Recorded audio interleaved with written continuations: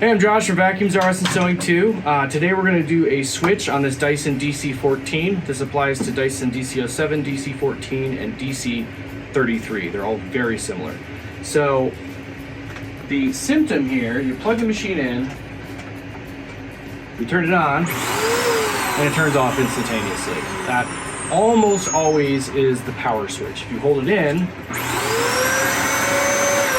it stays on. That's almost always the power switch when Dysons do that. It applies to balls, Dyson balls too, but they're kind of a different configuration. But we're gonna do a 14 today. Okay, so we're gonna come from the back first. We'll drop our cord. We'll pop out our hose. I'm gonna actually disconnect the hose down here and take it out of the way completely so it's not bugging me.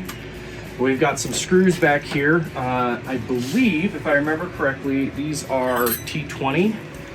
That is, a lot of people call them Star. It is not T20. So,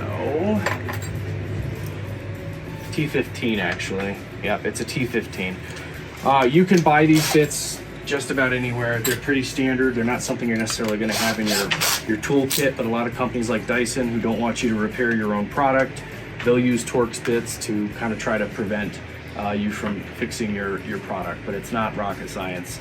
You can buy them at the hardware store. I'm gonna remove the canister here, and I got two screws back here. I believe this is identical on the Dyson DC33. I think the Dyson DC07 has 4 screws, if I remember correctly, but conceptually it's very similar. I'm trying to get that screw out so I don't lose it. There we go. Okay, so I've got some little clips up here, and I got a little one down there. Typically, if I get the top clips out, then the bottom one just kind of snaps out without any problem. So as I take this out, I'm kind of holding it right here, keep stuff from flying all over the place.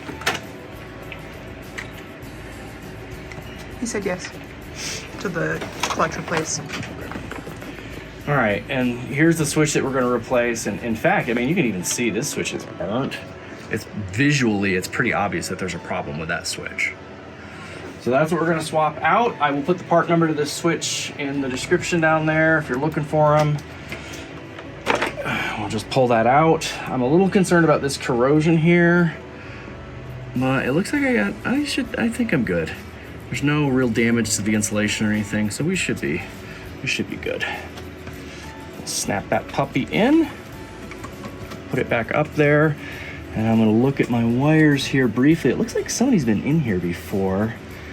If I remember correctly, I don't think that's, no, that is right. That is right, okay.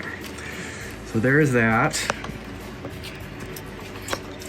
Make sure the spring is in there.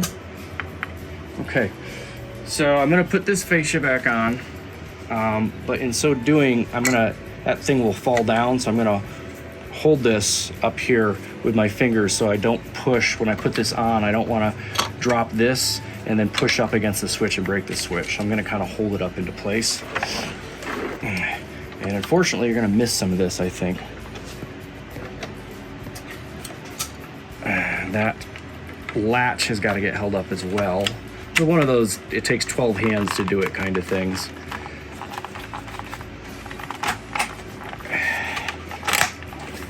And you hear the lower ones and the top ones clipped on. And I'm gonna test it real quick before I put all the hoses and everything on, make sure that resolved the customer's issue. Voila! That is how you replace a Dyson switch.